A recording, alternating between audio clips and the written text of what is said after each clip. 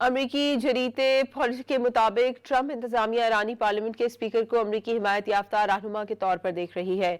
Politico ने अपनी report में दावा किया है कि मोहम्मद बाकर कालिबोफ को मुमकिन शराकतदार समेत मुस्तकबिल के लीडर के तौर पर भी परखा जा रहा है। पॉलिटिको ने ट्रंप इंतजामिया के 2 एहलकारों के हवाले से कहा कि व्हाइट हाउस मोहम्मद बाकर कालिबोफ को कम अज कम काबिल अमल पार्टनर के तौर पर देख रहा है, जो ईरान की क़यादत कर सकता है और जंग के अगले मरहले में ट्रंप इंतजामिया के साथ मुज़ाकरात कर सकता है।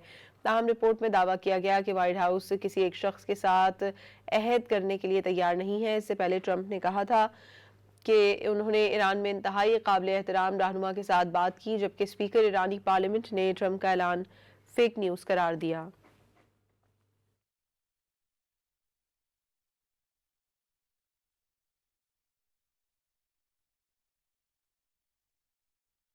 अमरीकी जरीदे पॉलिटी के मुताबिक ट्रंप इंतजामिया ईरानी पार्लियामेंट के स्पीकर को अमरीकी हिमायत याफ्ता रहनुमा के तौर पर देख रही है। पॉलिटिको ने अपनी रिपोर्ट में दावा किया है कि मोहम्मद बाकर कालिबोफ को मुमकिन शराकतदार समेत मुस्तकबिल के लीडर के तौर पर भी परखा जा रहा है।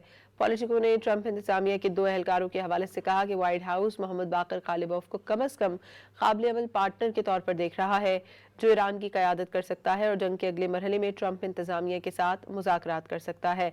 ताहम रिपोर्ट में दावा किया गया कि व्हाइट हाउस किसी एक शख्स के साथ अहद करने के लिए तैयार नहीं है। इससे पहले ट्रंप ने कहा था कि उन्होंने ईरान में इंतहाई काबिल एहतराम रहनुमा के साथ बात की, जबकि स्पीकर ईरानी पार्लियामेंट ने ट्रंप का ऐलान फेक न्यूज़ करार दिया।